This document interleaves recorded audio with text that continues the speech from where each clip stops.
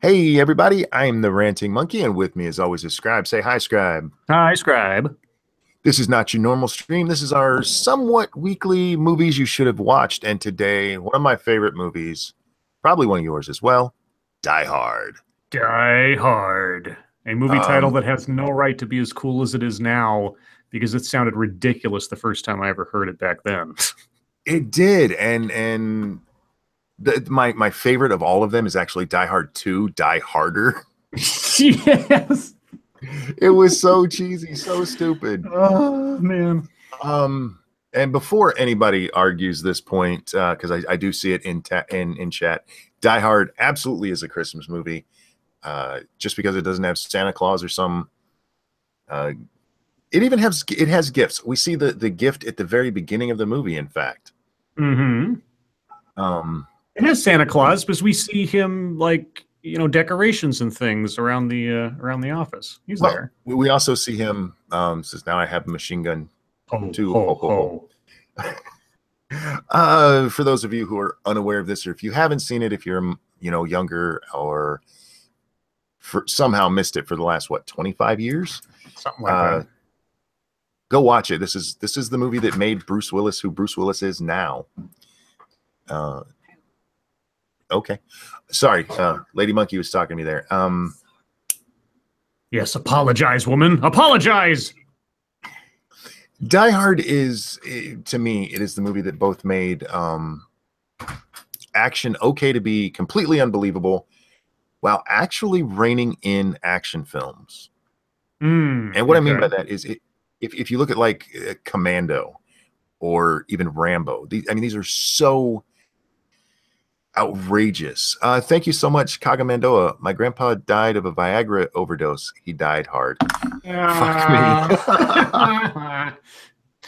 Well played, well played. Thank you so much. In the 80s, as we're ramping up action films, they just were getting more and more ridiculous. And while this movie is completely unbelievable, it's still believable. It allows you to suspend disbelief enough. It never really, for me at least, never really breaks it to the point of like, no, this is just dumb.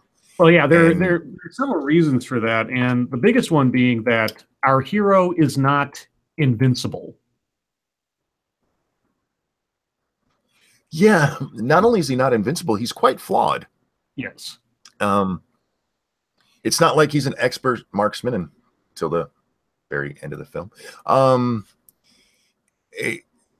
Let's jump into the plot. We shouldn't have to like go over this as in detail as we do some of the others because, come on, let's be real, most people should have already seen Die Hard, and if you don't, you're a dirty commie. So the movie opens with John McClane on an airplane. Mm-hmm. And what's he doing on this airplane? He's uncomfortable. Very. Yes. His partner on the plane, or his neighbor, is trying to talk him down from freaking out about jet lag and the flight and everything. He says, what you got to do is you got to take off your shoes and your socks and walk on the carpet and make your toes into fists. Make fists with your toes. Fists with your toes, and that'll somehow cure jet lag or flight stress or whatever the hell it was. And the guy says to him, trust me, I've been doing this for what, 10 years, something like that, 5 years. Yeah. And then I have a list here. I'm sorry. Yep. The plane lands and John gets up and the passenger sees John's gun. And you see on his face, oh shit. And is this not a sign of the times? Are cops allowed to carry guns on planes anymore? Well, yeah, there's several anachronisms, I should say, in this movie, and that's one of them. I think they can, so long as they are, licensed and everything else, and they have proof of ID. I think. I know that air marshals obviously can. Right. Police officers traveling from state to state, I believe they are allowed to with the proper documentation. Yes. I just feel like at this day and age, if somebody saw the passenger next to him stand up and was strapped, they would freak out and start yelling, calling for the stewardess. Yeah. But anyway, he sees it, and to put him at ease, John goes, it's okay. I'm a cop. Trust me. I've been doing this for 12 years, I think is the number he gives. Um, and this sets it up that John McClane, the hero of our story, is indeed a police officer And afraid of flying. and afraid of flying, which doesn't become a big deal until the next movie. Although, like I said before, it does set up that this guy is not somehow invulnerable or a block of ice or anything else. He has real human everyday idiosyncrasies like anybody else, which sets him apart from the Rambo, hard as nails, never fears anything, always has an answer kind of action star that we'd seen prior to this. Yeah, and I think they did such a good job humanizing him, Mm-hmm. which actually comes up in a few minutes in the car ride. We'll get there in just a second. Oh, there's something else I wanted to bring up real quick. That's kind Sure. of a background thing, but throughout the entire film, in the regular orchestral soundtrack and otherwise, the song "Ode to Joy" is used in music cues and everything else. So da da da da da da da da Oh da. yeah. That, I mean, it's subtle in some places, like they only use like the first couple of beats or whatever. But that song is embedded everywhere into this movie, and it finally has the big payoff near the end when, of course, the vault opens. But we'll get there eventually. Yeah. So the next scene we see this is something that I think Die Hard did very well. They don't linger on any scene very long. No. It's a very fast-paced movie, really. The next scene we see is at the Nakatomi Plaza Christmas party where Holly Gennaro, who's John McClane's wife, is getting hit on by Ellis. Well, there was something else just before that. There was another anachronism, and that was John McClane smoking at the airport. Oh, yeah. Yeah, he gets off the plane, he goes to pick up his bags, and he's smoking at the airport, and then we cut over to Nakatomi, because I was just like, because it's weird that now I spot these things that you wouldn't see in movies today, or you wouldn't see like because anybody smoking in an airport would be told not to, or there'd be signs everywhere, no smoking in the airport or whatever, unless you get. I don't think you can smoke in an airport. No, not in the U.S. at least. Not anymore. Yeah.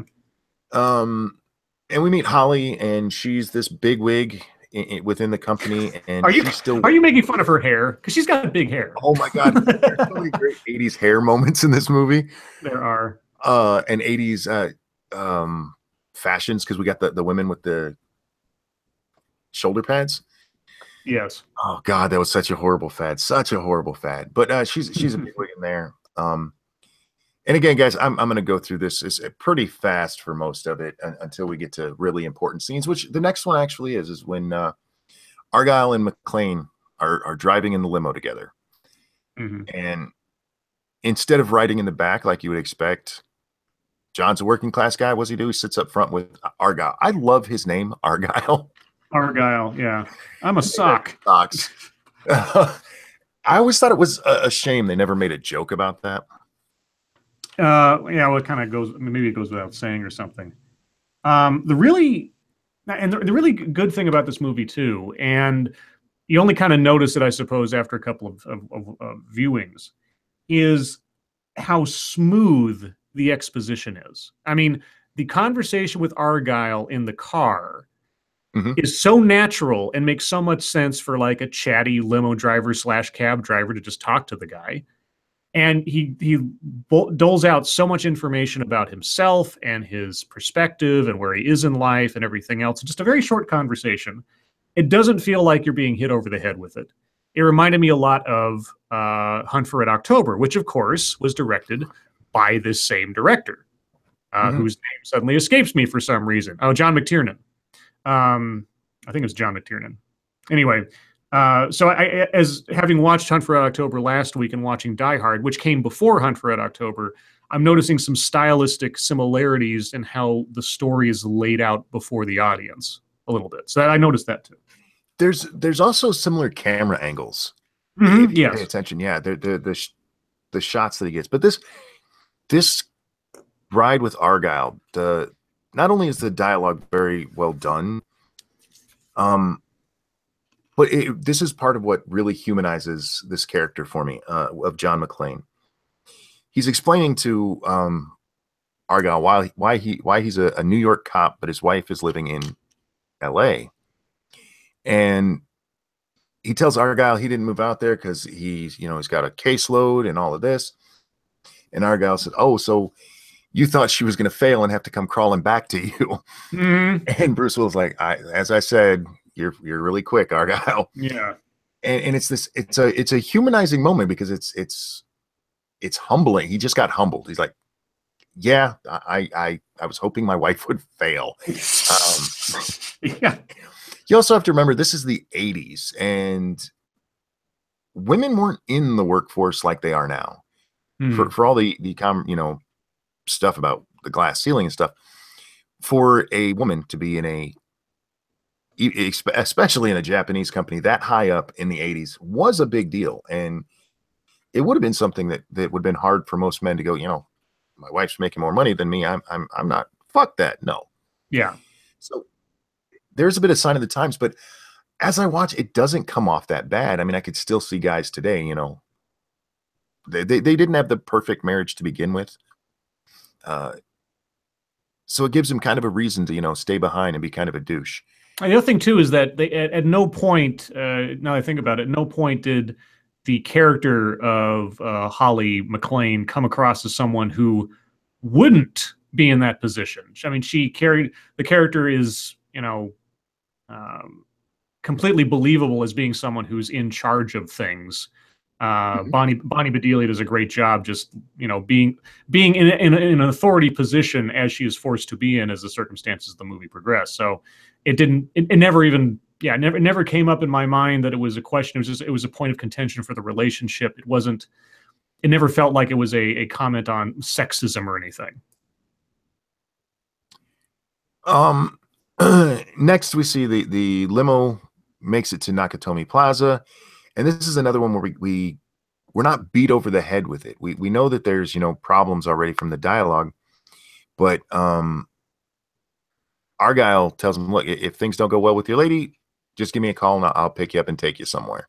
Mm-hmm. He's waiting in the garage under the underground garage. Yep, which does become important. It seems like a minor thing when you're first watching, but very important. Also, the other thing that's also minor that's mentioned early on is Argyle talks about the features in the limo, which are important. He says there's CD, CB, and TV. Yes. And the CB and the TV will come in handy later. There's a whole and there's a bunch of these that I spotted as I watched the movie that I hadn't really noticed before.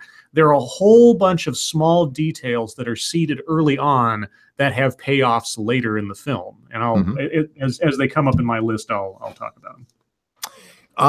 So John goes to the front desk, and this is the part that always bothered me, of this movie. It's probably the only part that really annoys me every time I watch it. The guy asks him what he's there for, and he tells him, he's there, or who is he looking for? Mm-hmm. And he looks up his name or his wife's name as McClane, and it's not, and you see him get visibly annoyed. And so he punches in Gennaro, and it tells what floor he's on, and the guy tells him, yeah, they're the only ones left in the building. Well, if they're the only people in the building, wouldn't you immediately go, yeah, the only people here, they're up on this floor? Yes. That's true. That's a good one. I also thought, if it's a private party upstairs, shouldn't the guy have asked for some ID? Yeah, something. To show that. I mean, obviously, Nakatomi sent the limo there. He knew the guy was coming. So he already had an invitation or something, but shouldn't the guy at the desk have verified who the fuck this guy is? Because he never says. It just Yeah. So yeah, that it's the only scene that really, really bothers me in this movie, and every goddamn time it makes me go, ha. So John makes his way upstairs, and he runs into what the hell's his name? The boss. Takagi. Takagi, yeah. Who takes him to see his wife, and there's a little scene here where you get to see what an annoying prick Ellis is again. Mm-hmm. Holly and John are first seeing each other again for the first time, and Ellis is all show him the watch, and it's a Rolex like that. These two, this is a married couple, hasn't seen each other for a while. Maybe give them some space. You know what I mean? Well, not only that, but he's trying to show up Yeah. John. And I think, I think the implication is that Ellis gave her that watch. It's a token from the company. They Yeah, say something about the yeah. I do wonder though. I do wonder though, because it seemed like something where he was trying to show up John. Of course, we know that Ellis is hitting on Holly and trying to get in her pants the whole time, and try to impress her and everything. There's something I forgot to mention. So just as John's getting out of the limo with Argyle, Argyle's telling him, if everything goes wrong, let me know. But he's like, so what are you hoping to have happen? We see each other, the music swells, you run into each other's arms, and I'm like, that's exactly what happens at the end of the movie. Yes, it is. I love that setup and everything else. And Takagi says something really funny about when they get into the office and they walk in there and Ellis is like snorting cocaine. Mm-hmm. And John's like, and Takagi's like, Ellis, this is John McClane. He's a cop. It's just, and then I forget exactly what the lead up was, but Ellis said something about the business they're in or whatever, and Takagi said, "Well, Pearl Harbor didn't work out, so I thought I'd sell you electronics." Yes. And just like, and the other thing, and this is another thing too, and I all these little things came up as I was watching this. If I'm not mistaken, every Axis power is represented amongst the terrorists. Because I believe there's one guy speaking Italian at one point, if I'm not mistaken. And of course there's Germans, and we have our very regular Japanese villain henchman guy who's in there too. He's in all the movies. He was in Tango and Cash. Yeah, he was in everything in the 80s. Yeah, so there's this, it seemed to be that there was like this sort of like echoes of World War II going on or something. That's a good pickup. I didn't even pick up on that. Yeah. I think a guy was speaking Italian at one point. I could be mistaken. I thought there was one guy who was speaking Italian, but anyway, regardless. So Holly and John go to a private room where they start talking, and this is another setup that that this relationship is in trouble. John's not even planning on staying at the house. Mm-hmm. She like, you should stay with us. The kids would really like it. They miss you. I miss you. I see you didn't miss my last name. And they start arguing. Yeah, and it's really natural. It makes a lot of sort of sense in a way. And then of course after it's over with, he's berating himself for having brought it up. He's like, "What the fuck are you doing? Like, why? Well, great job, John." yeah. And for me, this is another one of those moments because that is so authentic. Mm-hmm. That's the kind of shit I don't know about, couples who are just dating, but for married couples, that's the kind of shit you do. You get a little annoyed and you say something you really shouldn't have that made no reason to fucking fight over this. And especially watching it now, not so much when I was a kid and I was first watching it, but now I'm like, yeah, I would have done that. I'd have been an ass like that. And here's the other thing too, that entire scene, that entire interaction, I couldn't help but see foreshadowing, let's say, because this came before it, of the interactions between husband and wife in The Last Boy Scout. I mean, there's so much of John McClane in that character and in that situation in Last Boy Scout. It might as well have been a sequel to Die Hard in a lot of ways, because it's basically just John McClane, but maybe a little bit more down and out.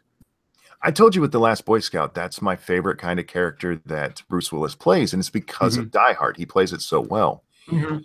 Holly their arguments interrupted. Holly has to go give a speech to all of the employees, and as you said, John starts kicking himself for it. And then we cut down to the lobby. And we see, you don't know their names until you've seen the movie a few times, but Carl and Theo show up in the lobby. Yes, Carl and Theo. Theo, the happiest terrorist, murderer, whatever in the world. He is so happy to be doing what he's doing. He is never sad in this entire thing until the very last moment. He's having fun. He's having as much fun as the audience is watching it as he's going through this stuff. Yeah, and they kill the security guards, and the truck. Then we see the truck pull into the parking lot, and for the first time, we get our eyes on the bad guy. Yep. Hans Gruber. Hans Gruber, one of the greatest cinema villains of all time. Especially when you get to the twist at the end. Yeah. probably my favorite villain ever. There's one thing I wanted to bring up though. For most of my life, until like my adult years, when I knew better, I could have sworn the guy that takes over the front desk was Huey Lewis. He looks like him. He looks just like Huey Lewis, and every time I watch this movie, for whatever reason, like I forgot I did it the last time. I always check the credits, and that's not Huey Lewis. No, it's not Huey Lewis, but he looks exactly like him. I'm like, that's Huey Lewis. And the other thing too is that Vigo the Carpathian is one of the terrorists. Yes, Vigo the Carpathian. If you guys know Ghostbusters 2, the guy who plays Vigo the Carpathian, he's not in the movie a lot. You only see him right at the beginning. He gets killed relatively soon on, but yeah, I forget what a biography of that guy is fucking crazy. I won't go into it now, but there's a documentary on it.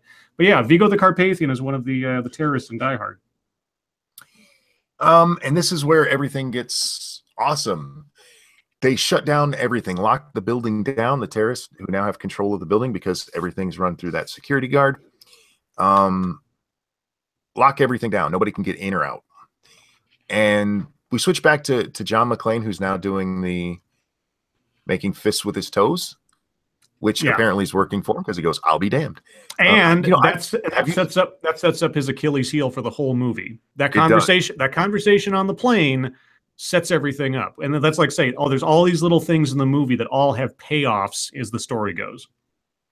Have you ever tried making fists with your toes on carpet? I did. I have in the past. I don't know if it doesn't do anything. It's complete bullshit. This movie started an urban legend, which is great.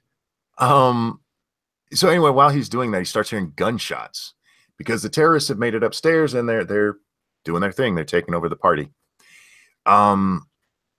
They start to do a room by room search, which a great 80s moment. You get to see titties real quick. Mm-hmm. It's like in the 80s, you had to show a tit in a movie. Yes, at least once. At least once. But John escapes right before they get to the room he wants. We see a stairwell door closing. Mm-hmm. And then comes if I remember right, we switched to Hans Gruber. I'm looking at my notes, but yeah. Okay, yeah, this is the part. Hans Gruber starts giving his little speech. Mm-hmm. And this is one of the most chilling things for me that I'd seen in film at that point. The way he starts reading off the biography of Takagi. Takagi. Why am I having trouble remembering that fucking name? I don't know. Joseph Takagi, I think it was. Joseph Takagi. And he just reads it off slowly as he's walking through the crowd. And you see him stopping by little Asian people, like almost like he's searching for them. Mm-hmm. And then right as he's reading off this biography, it's all of his professional achievements, his academic achievements. And Takagi finally goes, "Enough, it's me." And then Gruber goes, was it, and father of two children or something like that? I forget the exact line. Father of 5. Yes, there it is. And that is just like, oh, yeah. Damn. And another thing too, and again, as he's reading off the guy's autobiography, he talks about how his family came over in like 1936 and then was interned in Zanzibar or whatever for blah blah. There's another World War II reference. There's a lot of really small, slight little World War II illusions going on in this movie. I don't know why. I just noticed it because as soon as I heard that first bit about Pearl Harbor, I started thinking about it. And then they take Takagi away, and we see them riding in an elevator. And this is another one of the reasons that I really love Hans Gruber, because he is so cool in this scene. Mm-hmm. Starts talking to him about the suit he's wearing. Yeah. And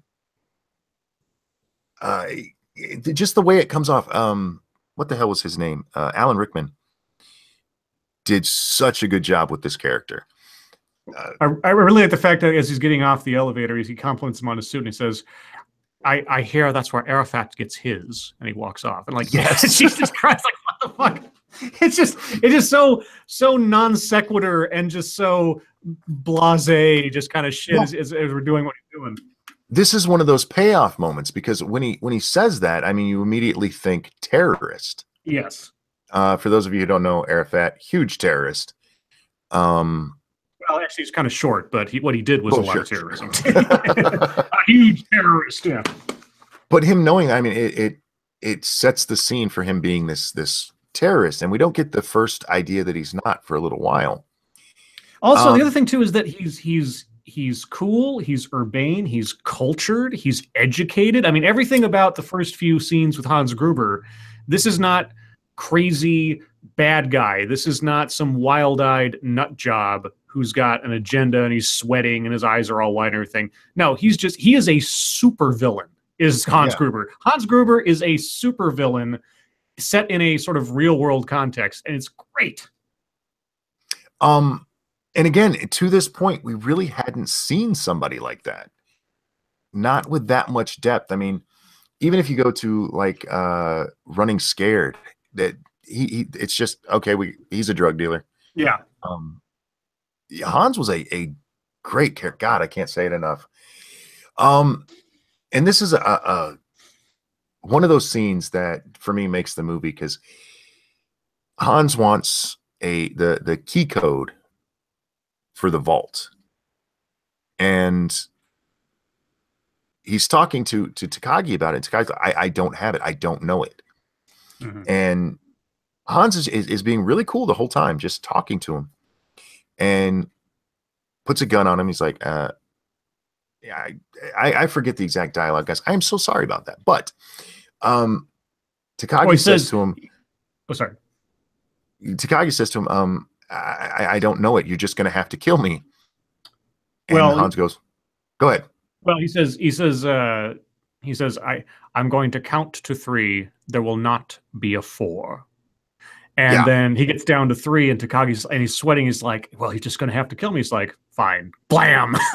Yeah. because really, as things proceed, we find out that really, if Takagi had given him the code, all he would have saved the terrorists is a little time, because they had solutions for it. It was just this. It was more convenient to at least try to get the code out of them to save them a little bit of time. But they already had it all planned out anyway. This was just a shot in the dark. No pun intended. Yeah, and expected to get the code. Yeah. As all of this is transpiring, John McClane sees it. Mm-hmm. He's watching what's going on. And then we cut to see, this is another part. Like I said, this movie is so fast paced that we cut and we see a whole bunch of stuff going on up on the roof. We don't know exactly what it is, but what they're doing is they're wiring the roof with a bunch of explosives. And then we cut to John trying to figure out how the hell to get a hold of somebody on the outside. Yeah, to get help. And at first he's standing, so he escapes from where the room where Takagi was killed. And I mean, and Takagi's just like brutally, like his head is blown off, and we just had his entire like life history recited, along with the fact that he's a father of 5. And so it, even though we've only seen Takagi in like 3 scenes and maybe for like a combined 3 minutes, if that. Yeah, you already know a lot about this guy. He's already been completely laid out bare as a character, and the fullness of his life has been told to us. And then he's just boom. I mean, like Hans Gruber had to have done research on this guy. He took his time to find out who this guy was, to see what he could do, to know everything about this plan, to be down to the wire, and he blows this man away. After knowing all this stuff, just like that, doesn't matter. It's completely it's meaningless to him, which is just like fuck. But then John escapes and heads up to a higher floor where there's still construction going on, which Takagi mentioned offhandedly when they were talking about the building. Mm-hmm. So he's up there and he's like, well, okay. He's like, and one of the things that I love about this movie, he's like, okay, stop, think. He says out loud to himself, think. Mm-hmm. Because he doesn't have all the answers. He doesn't know what to do. He's not some perfect soldier kind of thing like so many other action movies. And he looks out the window and he sees across the way a woman in her apartment, like dancing around or something. And it's just, it doesn't do anything. It doesn't pay off later or something. It's just the notion that there's help right over there and I can't get to it. So what's It's he like, do? so what's he do? He pulls a fire alarm. Yay! Yay! Um, and we see the fire trucks coming, and then they turn around because Hans has been alerted that there was a fire alarm pulled, and he has the front desk call the fire department and tell them it was a false alarm. So John actually sees the fire trucks pull away, and you see him visibly frustrated. He beats on the windows. Yeah. And then Hans asks what floor the alarm came from, and he sends Tony to go check it out. Was it Tony? Yes. Okay. I actually Carl's brother. yes. Yeah. And so he goes up to check, and him and John, there's not really a firefight. There's some gunfire, but no real firefight. They end up getting into hand-to-hand combat. Yeah. Love about that part of the movie because well, you see, the thing I don't understand about that is that John has his gun on the guy. He has it up to his face. Yeah. And he's already knows that these guys killed Takagi and that they have no problem killing other people. This is the one part of the movie that made no sense to me whatsoever. Why John didn't just kill him then. Instead, he hits him and starts into a like you say, a manual struggle with the guy who's bigger than him, obviously stronger than he is, because, John McClane, a.k.a. Bruce Willis, isn't exactly a giant man.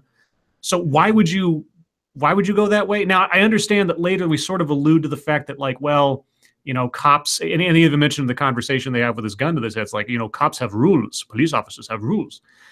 It's still, I mean, that's the one part that really didn't make any sense to me, given how easily he uses guns just moments later to defend himself.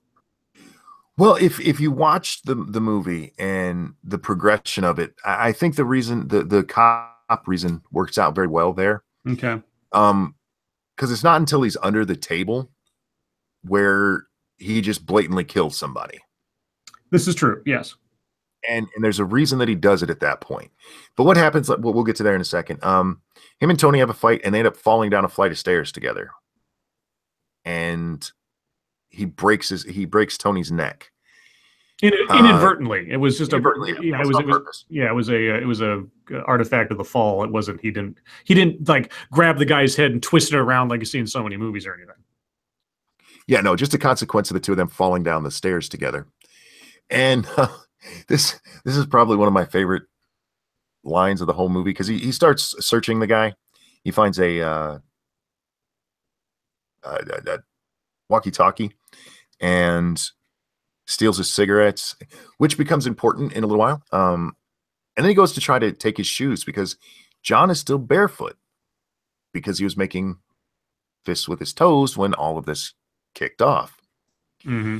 And he makes the comment, all the terrorists in the world, and I have to kill one with feet smaller than my sister. Yeah, that was great. And I always fucking love that line. And then you see he gets this look on his face like he's got an idea because does he have blood on his hand? Something gives him this idea, and I think that's what it was. And so the next scene opens up back in the where they have all of the Christmas party gathered up, and one of the girls looks over at the elevator, which is just opened, and screams really loud. And all the terrorists run over there to see what's going on with Hans right at the front. And we see Tony, and across his chest it says, "Now I have a machine gun. Ho, ho, ho." I've always loved how he goes, ho, ho, ho, ho. Yeah, everything Alan Rickman says in this thing is just it's fucking awesome. It was brilliant. And then it pulls up, and we see that John is actually on top of the elevator looking down, and he's making notes on his arm of all of the terrorists that are in this building. Mm-hmm. Oh, let's see what happens next.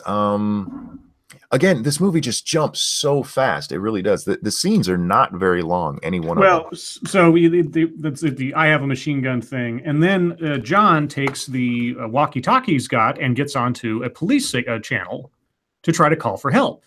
Yes. And another one of my favorite, because most of my notes are just the one-liners, because pretty much you could read off the story just based on the one-liners as anchors for each scene, because nearly every scene has a memorable line. But he gets on the police band and he starts talking. He starts telling them, he's like, "Anybody hear me? Anybody hear me? There's a terrorist taking over the building." Da da da da da. And the lady at 911 or whatever says, "Sir, this channel is only for emergency purposes." And he says, "Do I sound like I'm ordering a pizza?" Yeah, no shit. Do I sound like I'm ordering a fucking pizza here? Yeah. Right. It's such a great line. And so even though they think it's a crank call for whatever reason, and there's a lot of sort of forced police incompetence in some places in this movie that still, I understand it's an action movie, still kind of bugs me because it's a little bit over the top, but we'll get to those. Anyway, they decide to dispatch a single black and white unit to go take a drive-by and see what's going on, if anything, at the building. Yeah, which is awesome. People have taken over the building. Drive around and see if you can see anything. Yeah, it's just like... And so then we meet Al. Al Powell. The greatest sidekick who ever sidekickeded without actually sidekicking. Yes. Until the very end. I mean, it's just this. And Al wasn't in any of the other Die Hard movies. He was in 2. Was he in 2? For a moment. Just for a moment. Yeah, it never made any sense to me why they didn't make that a bigger deal or like have him in all of them somehow, because he just made that character and made it so cool. But Al, he's buying Twinkies at the 7-Eleven because that's what Al does. He buys Twinkies. That's again an unlikely action hero, quote unquote. An overweight cop buying Twinkies is going to suddenly become very integral to this entire story. In fairness, and this does become important also, he's buying them for his pregnant wife. He says. I believe him with what else goes on in the movie. Well, when he lists off the ingredients to the Twinkie down to the wire, I have a feeling he's a fan of Twinkies. No. You're a Twinkie racist. That's what it is. That's right. Oh God, which part am I on now? Oh. Well, then they've sent the other guys up to the top of the building, and we have our first big gunfight because John has run up there with the walkie-talkie to broadcast. That's where he's broadcasting the alert call from. And of course, everybody, Hans Gruber and the rest of the guys heard him calling out to the police because they have the radios too, and somehow they're all tuned to the same police band, I guess. So Hans had sent everybody up to the roof to try to find him, and that's when we have this big shootout chase where Carl he says, I get to kill him. He killed my brother. I get to kill him. Mm-hmm. And so 3 or 4 terrorists run up there, including Carl, and they try to corral John to where Carl can take a shot at him. And by pluck alone, really, John gets away, but has to try to escape because he's cornered. And his only way of escape is going down into the air shaft of the entire 40-story building. Mm-hmm. And so he gets to this little entrance, and he has to somehow get down a completely smooth-walled metal air shaft to some other place of escape. And so he takes the only thing that he's got to defend himself, this machine gun, and he takes the strap, the shoulder strap, and he loops it into kind of a grappling hook, sort of, where he wedges the gun in the little passageway and then lowers himself down the 4 or 5 feet that he can make it on this nylon strap to try to get himself low enough to grab an air vent to get somewhere else, which is just insane. When you're looking at it, it's just like, this is suicide. He has nowhere to go. And you see as he's lowering himself down that the strap starts coming loose and the gun is starting to shift a little bit, and he's 2 steps away from falling to his death. And then he makes it. I mean, just as the strap breaks, he falls and he misses the first air shaft. He falls past it. Mm-hmm. And I'm like, oh shit. and then he just grabs the next one by the tips of his fingers and pulls himself in. And there's this great image that's very famous for the movie of him like boxed into this air shaft, and he's got this lighter in front of him, and he says, now I know what a TV dinner feels like. Yes. It's great. But Carl sees the light from the lighter in the air shaft, and so Carl knows approximately what floor he's on, and so then he runs off to continue the chase.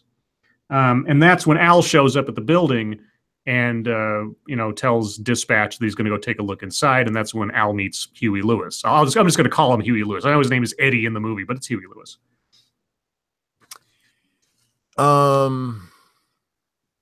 Sorry, I was just checking on chat. For the record, guys, during our normal streams, we try to watch chat a lot more than we do here. We'll give you guys a few minutes at the end, but I am trying to keep an eye on what you guys are talking about too. This is the next part that comes up is the part that is one more part that I have an issue with, because they never really make it all that clear. And if it's as clear as I think it is, it doesn't make any sense. So Carl is about to kill Bruce Willis as he's pushing on the air shaft, and he gets called away before he gets to the panel that Bruce is on. Yeah. And then we switch and we get to Al again. Officer Powell. He goes into the Nakatomi building, talks to the security guard. Security guard goes, yeah, we've been having problems all night. He takes a little walk around the interior of the building, screw this, and decides to leave. And as he's leaving in his car, he's calling in that there's nothing going on, and suddenly a body falls on the hood of his car. Well, you're missing a whole scene, because this is in between. So the scene where John does the table shooting, because that's where he gets the body from. John ends up back in the conference room where Takagi was, and he's looking down and he sees that there's a black and white out there, but he sees him driving around because he's just kind of going, very slow around the corner or whatever. So that's when I forget who it was. Well, the table guy and the other guy, they run in, and John takes down the blonde guy first, or the lighter haired guy. And then the other guy, Marco, I think, he jumps up on the table and starts chasing John down this ridiculously zigzag table. I try to imagine having a conference on this table, because it's like a mile long and it zigzags. It's just like, what the fuck? But anyway, so John's scurrying underneath this table, and Marco's following him, shooting through the table. And finally they get to the end of the table, and Marco makes a little bad guy speech, and that's when John shoots upwards right into this guy's crotch, which is just like, it's so satisfying. This is the important part of the change we see in John, because what Marco says to him is, the next time you have a chance to kill somebody, I recommend you do it. Yeah, that's true. That's true. And John says after he kills him, thanks for the advice, or something like that. Yeah, that's true. Okay, so yeah, we have that scene. Sorry about that. You're right. I forgot about that. Al's backing away, and this body falls on his car. Yep, smack dab on his the roof of his car, and then he like, oh shit, he starts backing out and running away, and John's up at the broken window, and he says, "Welcome to the party, pal," which is a great line. This is the problem I have, because in this scene they show John there with the gun, and Al's car has been fired on. Yes. So either there's a terrorist up there somewhere firing at the car, or for some reason John is shooting at a police car. Yeah, no, John's not shooting the police car. That's true. They never explained who's shooting at him.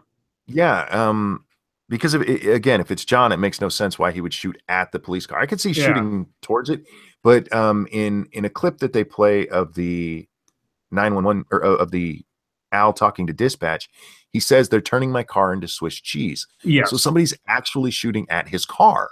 Yeah, that's true. But the way they leave it, it looks like it was John doing it, and that's always confused me. And that little clip of him saying that is picked up, and we cut over to, Peck. It's Peck from Ghostbusters. That's the only thing I knew him as, but it's William Atherton, again playing an absolute dickwad, and he's a news reporter at a news station. He picks this up on the CB, because this is before the internet, folks. This is before Twitter and all that. CB radio was pretty much the only other thing akin to cell phones at the time, really, for the most part.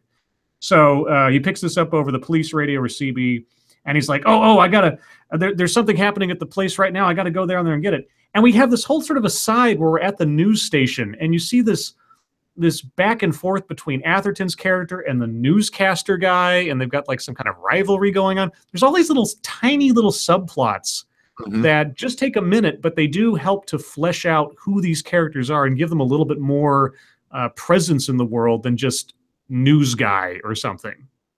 I always found it kind of odd that they take the time out to do that, but there's, like I say, there's a little reason for it, because it really sets up how much of a douche nozzle that William Atherton's character is as events progress, because it'll be his fault that something horrible happens later on. Yeah. But then we have the famous conversation between Hans and John, where finally Hans engages with the person, and we get to the Roy Rogers conversation. Yeah, they're talking back and forth, and I actually have the quote here in front of me. Hans says to him, "You know my name, but I don't know yours. Just another American who saw too many movies as a child. Another orphan of a bankrupt culture who thinks he's John Wayne, Rambo, Marshall Dillon." And John shoots back, I was always kind of partial to Roy Rogers, actually. I really like those sequin shirts. And Hans says, "Do you really think you have a chance against us, Mr. Cowboy?" And then an icon was born when John replies, "Yippee-ki-yay, motherfucker." Yeah. It's such so a great good. And it's still good. It's still so satisfying to hear in that context and everything in that conversation, because it's so great. And I really love the kind of dig that they kind of give to action heroes of the day, like Rambo. Yeah. And he's just like, no, I want somebody, I'd think of myself as somebody with style. A singing cowboy with sequin shirts. Yeah, a singing cowboy sequin shirts. Even though I think John McClane by the end of this ends up as bloody and dirty as action hero as you could possibly imagine. Yes. But again, as I said at the beginning, that's one of the reasons I like John McClane so much, because he wasn't a Rambo. As fantastic as this story is, it's not what 80s action movies were. Not at the time. I'm going to run through the next couple notes I've got real quick, because they're tiny little things, but they're important in a way. Sure. So we cut back down to the bottom of the building where the police are finally arriving due to Al's call, and the principal from Breakfast Club shows up, and again, acting like a douche nozzle. He's the deputy chief or whatever, and he just ends up being and. I watch this movie and I think of a movie like The Negotiator, which we will get to someday, I swear to God. And just the forced police incompetence still bugs me watching this movie, because I'm like, okay, I understand there has to be a little bit of opposition down here, that Al needs to look like the smarter, better guy. But nobody's quite that dumb, because, it's a bit too cartoonish how dumb both the deputy chief is and the FBI guys are in just like rational thinking and police procedure. And I know it's a movie. I understand. It just bugs me.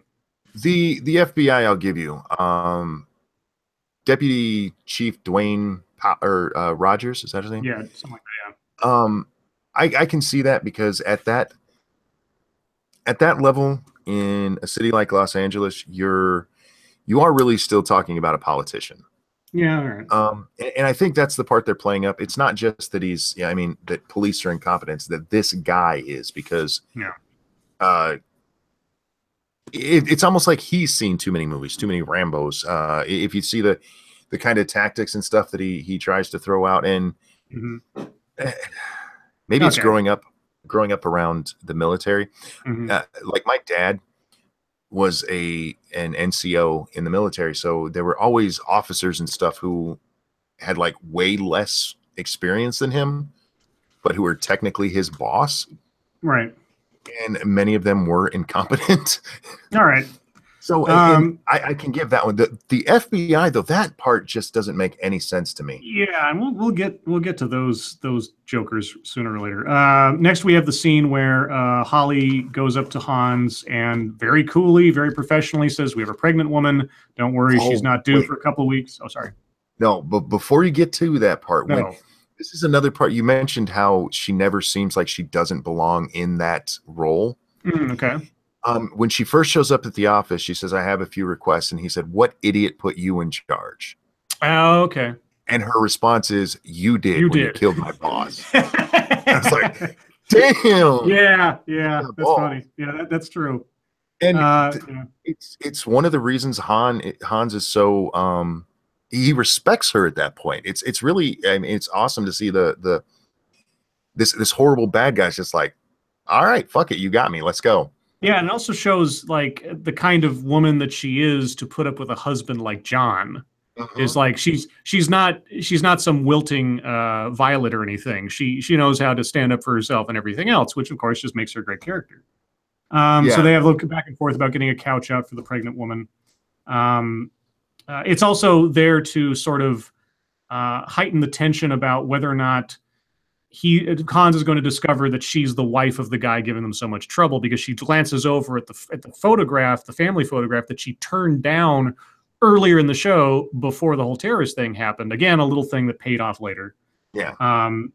Yeah, and sorry for not mentioning that. There's so many of these in this movie. Yes, almost nearly every, I should say, nearly every action undertaken by the characters, nearly every comment or object seen or something in the first 20 minutes of this movie has a relevance throughout the film, whether it's turning down a photo, to cigarettes, to take your shoes off and make your toes into fists. Everything has a piece to it. It reminds me a lot of like, what was it? The scripts that Shane Black does, the guy who wrote Lethal Weapon. Or I mean, there's so many little things that have a payoff. It gives you a reason to think that this all means something as this thing goes on. Then we cut down to Argyle, and he finally hears on the CB about Nakatomi Tower and how he's now sitting underneath a terrorist attack. He can't get out of the garage because it's been locked down, so he's kind of stuck down there, which is important for later. And then we get to the scene where finally SWAT is going in. They're going to assault the building, and the terrorists are ready for this because it was part of the plan. And Hans has said even earlier than this, it's like, police involvement was inevitable, and we need it anyway. He mentions this a couple times. He talks about how it's necessary the cops show up. Yes, we get to that later. And again, it's something. It's one of those little payoffs that he keeps mentioning it, and then we're immediately sucked back into them being terrorists, and they never let you know until the end why it's so necessary that the police were involved, because it seems counterproductive. Yeah, it does. And also, given how many times he mentioned, even though I know it wasn't going to come, I kept seeing that one line from the Joker in The Dark Knight. It's like, it's all part of the plan. It's like, yeah. Or Hannibal from the A-Team. I love it when a plan comes together. I love when a plan comes together. So then the police unleash hell on this place. They first send up a team of SWAT guys, and they try to get into the door, but they can't pick the lock or something. So they give up, and then all of a sudden, this giant SWAT tank car thing shows up. They don't give up. They're setting up to blow the lock, and they get shot. Oh, that's right. This is where we see the Chinese guy. Right. There's one thing I want to mention first. When the SWAT guys are running in, and I always notice this, it has no payoff, it means nothing, but as the SWAT guys are running up to the building, one of the SWAT guys rakes his hand on a rose bush or something, and he goes, "Ow." And they keep going. And it's so odd that it's in the movie, because it doesn't mean anything. I don't think I've ever noticed it. Yeah, I mean, it was. I just noticed it because as I'm watching the movie again, I'm spotting all these small things that pay off. I'm like, I noticed that the SWAT guy hurts his hand or something as he's running up through this bush, and I thought, why would you leave that in the movie? It's just so weird. I mean, it doesn't mean anything. I just wanted to point it out because it's just so weird. You know what we missed about this part is this is another part where we see how much fun Theo is having. Oh God, he's like talking about. I mean, well when we first meet Theo, he's talking about was it a basketball game? Basketball game. Lakers game. Yeah, he's covering who he is and what they're up to by going so nuts with Carl, who doesn't give a shit about a Lakers game. And then as the cops are assaulting the place, he starts doing color commentary like a sportscaster on what the cops are doing, where they're going, what their plan is. And then and then when the kung fu guy has a candy bar, which he takes a moment to steal a candy bar. Yes, which is awesome. It's a great Lady Monkey says Theo is Huey Lewis, right? No, Theo is the computer hacker, the black computer, the black computer hacker. Huey Lewis is the guy who took over the spot as the lobby security guard. Yes. So Theo is he's got glasses and he's a big nerd, and he's like, and he as the tank thing shows up, he says, "Well, the police that have themselves an RV." Yes. he's just so happy doing what he's doing, and so this assault vehicle comes down the street and starts rolling up to the front doors. And what I really find interesting is that, you know, the police have no problem sending a tank to crash into the lobby of this building, but later on, after John drops a bomb down there, the deputy police guy kind of goes like, "You just blew up a building!" Like, it's just like, yeah.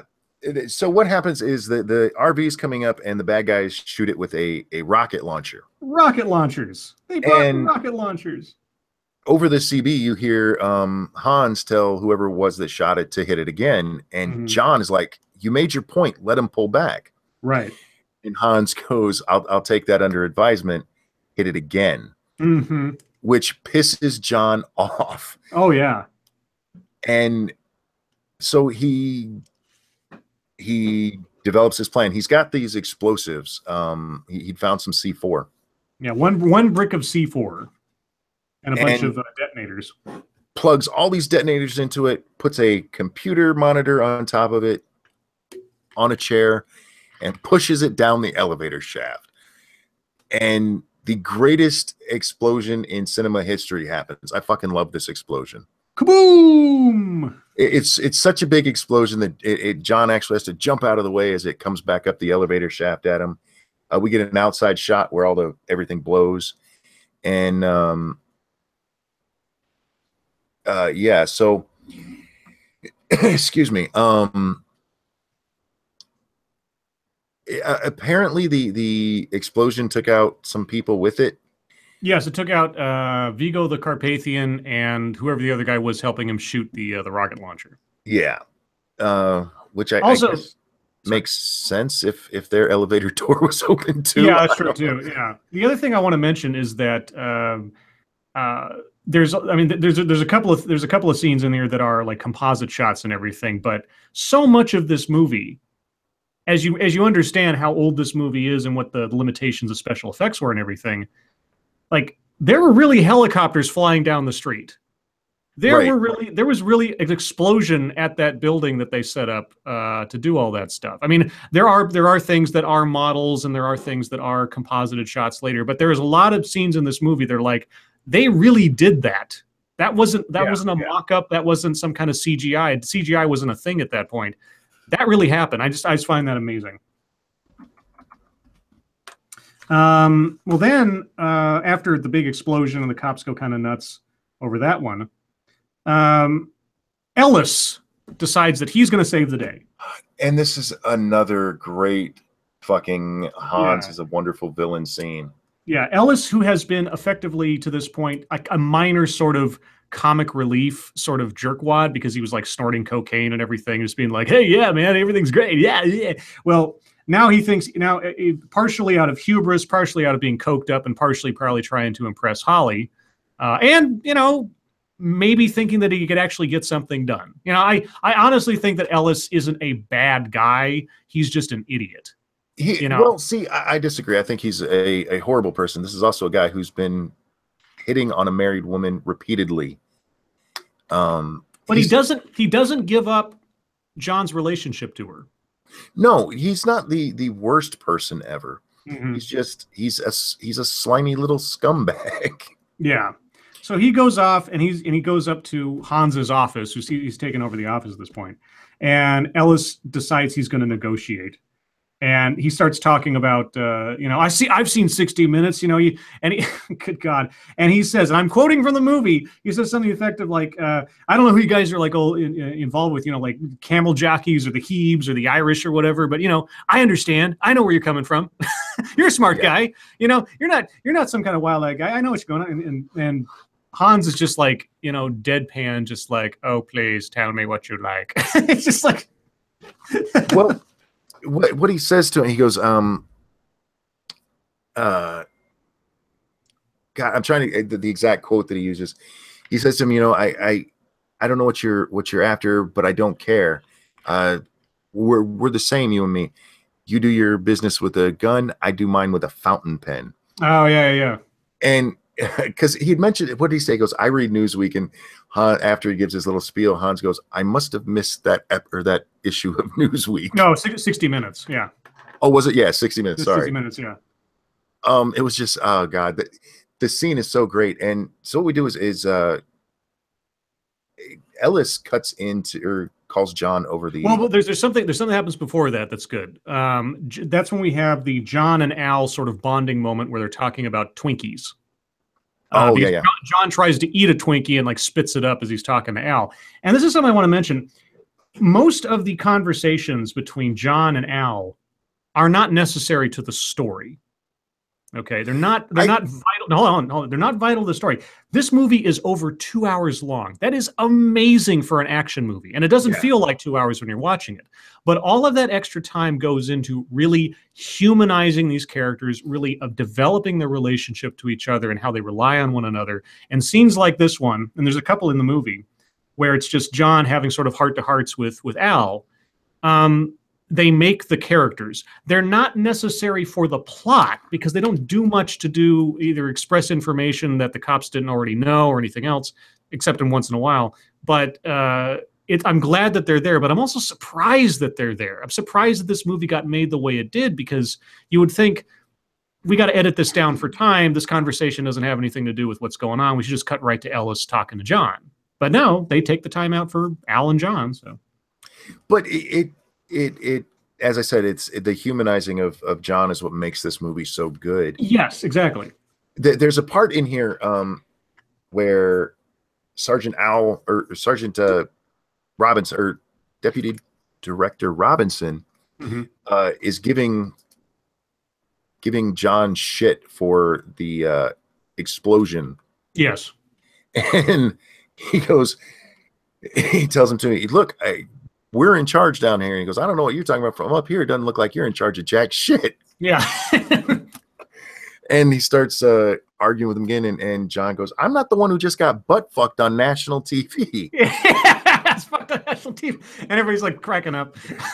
He goes, if you're not part of the solution, you're part of the problem, and you're part of the problem, give the walkie-talkie back to the other guy. And he means Al. Yeah. That is just such a great moment, because you see that John doesn't put up with any shit. He wants to, get shit done. But then him and Al talking, because Al asks him, how you doing? He goes, I'm feeling pretty fucking unappreciated up here. Yeah. And Al tells him, there's a lot of guys down here rooting for you. And it's the only part of the movie, that line right there, where it feels a little bit rushed to me. Yeah, because we never see anybody talking about him at all. Yeah, the police haven't been on scene that long. No, not very long, and they haven't had like some conversations about it. And really, the only person who has any information on what John is doing is Al. Yeah. So, I mean, I suppose the other guys could be listening on the same police band or whatever, but there's no like quick sort of shots of like the cops cheering him on when he does something or anything like that. That'd be nice, but we don't see that either. Yeah.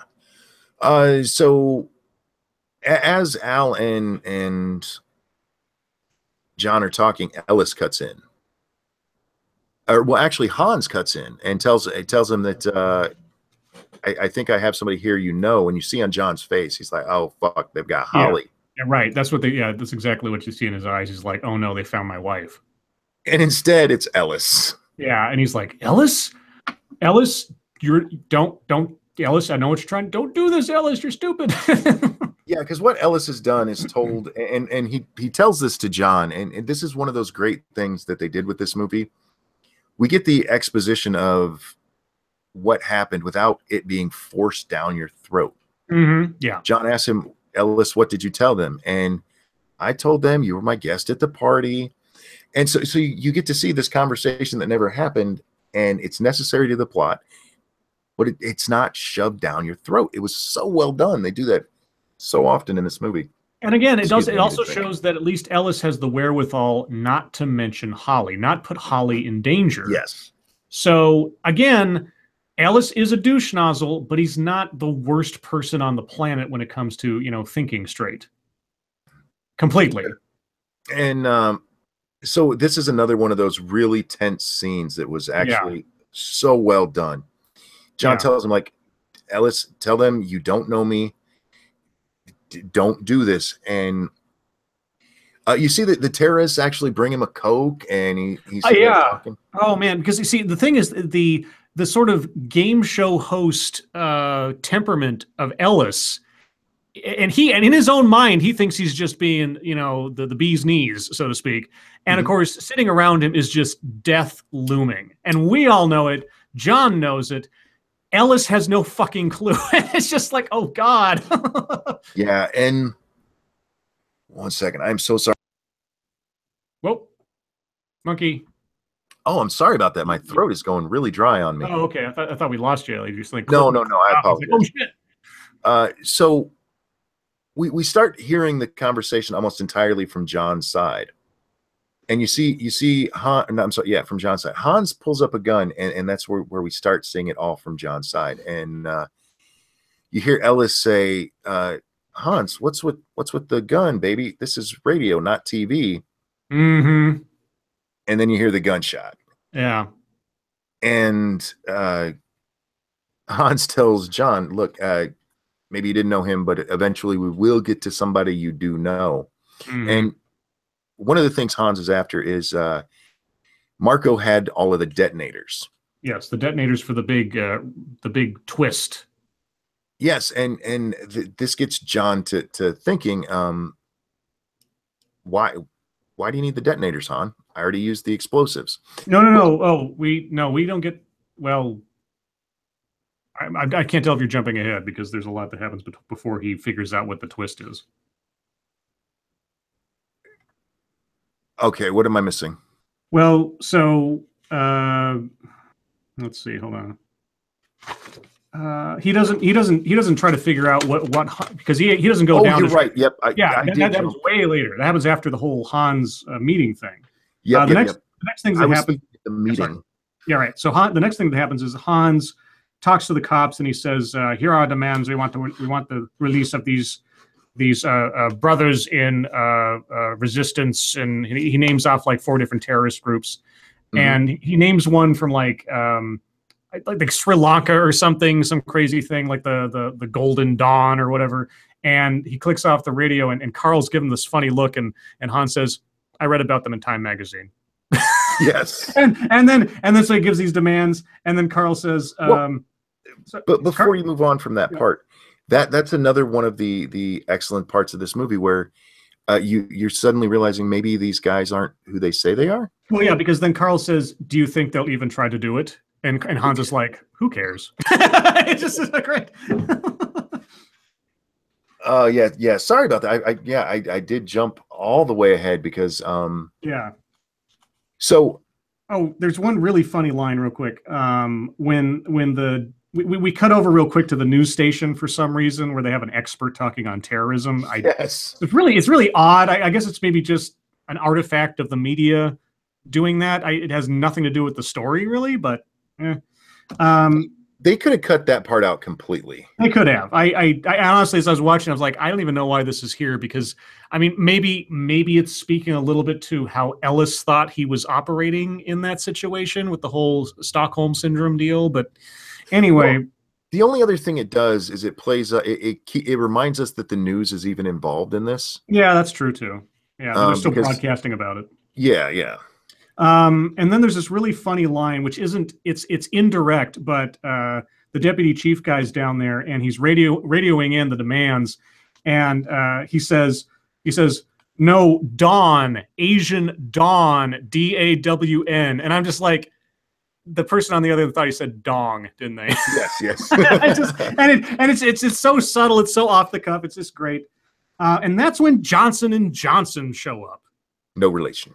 No relation. FBI agents Johnson and Johnson. One of them, the older one, played by Richard Davi.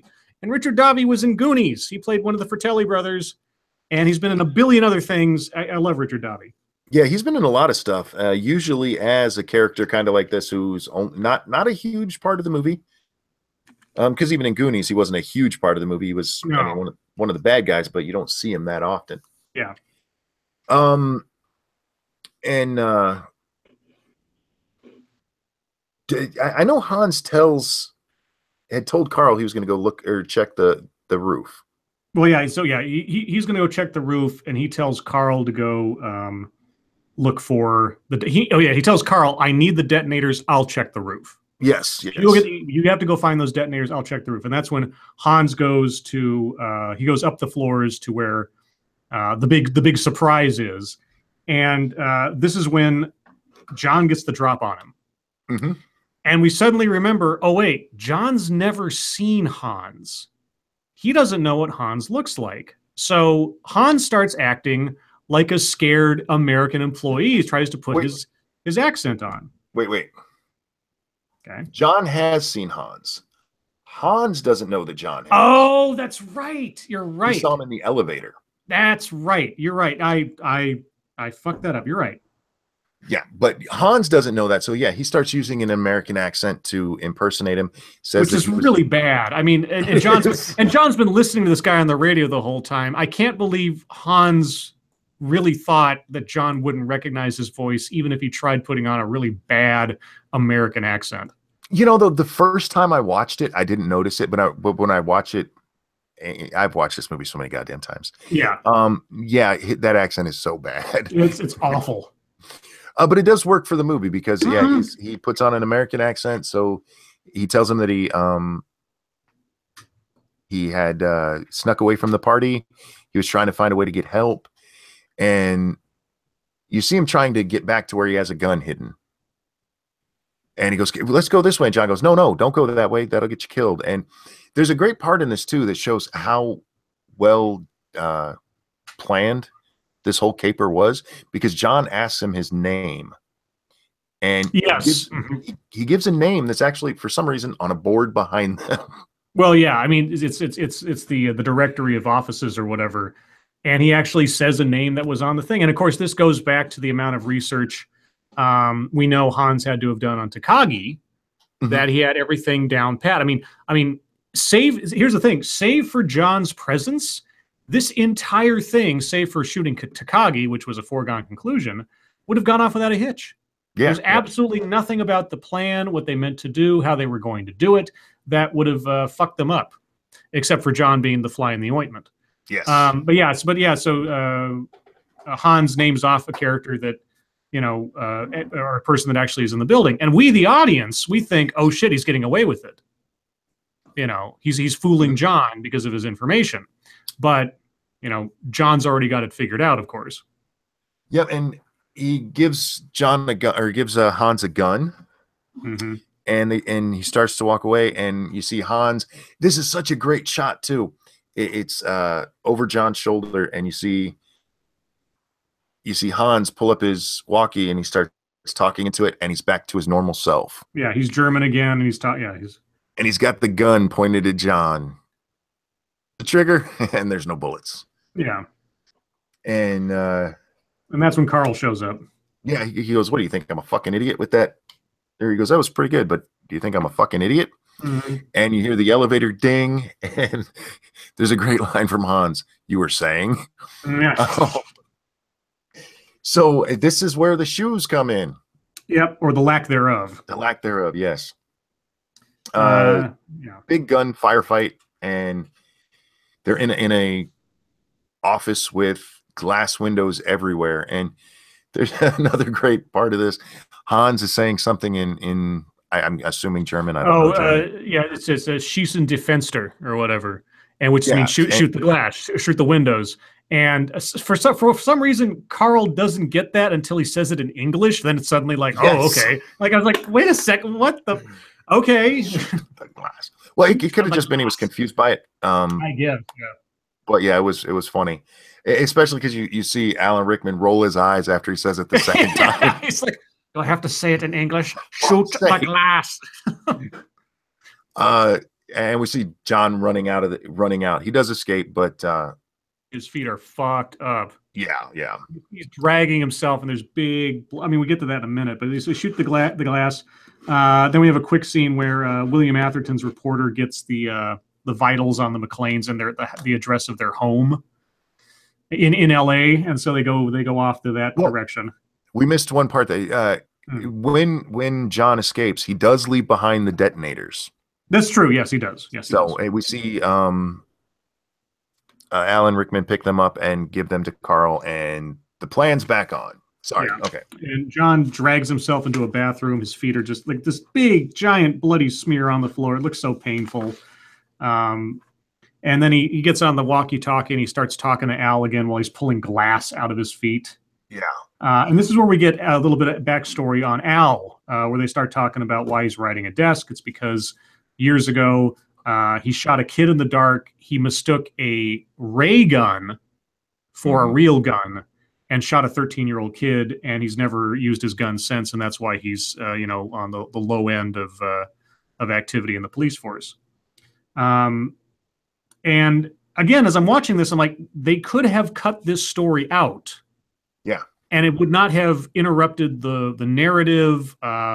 It wasn't vital to anything. But again, this is a very unique action movie in that they take the time to actually develop the characters to the point where they have lives, they have personalities, they have backstories. And even though they take this sort of pause to do this, it doesn't feel like it's interrupting the action at all. At least it didn't feel like it to me. But there's also a payoff at the end with this. Yes, there's a complete payoff because it makes the ending much more meaningful because of the story. And it really, this is a buddy cop movie that's not a buddy cop movie.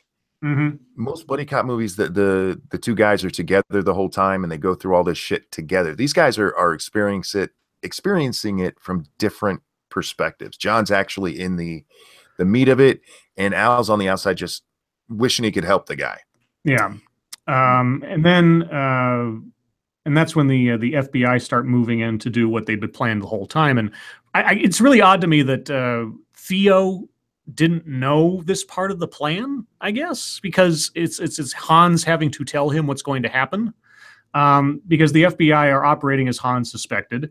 As soon as they come in, because they've taken over the situation, they're going to shut power down to the building, which is what needs to happen in order for the last lock, the electromagnetic lock on the vault, to go away.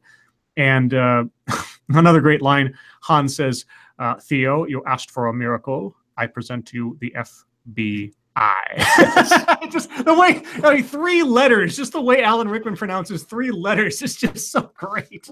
Well, we kind of glossed over this the whole time, other than narrating the SWAT team moving in. Theo has spent the rest of the movie just drilling through these locks on the vault. Mm-hmm. And he had told Hans, look, I can get through these, but the final lock can't be shut down here. Yeah. And that's what he's referring to.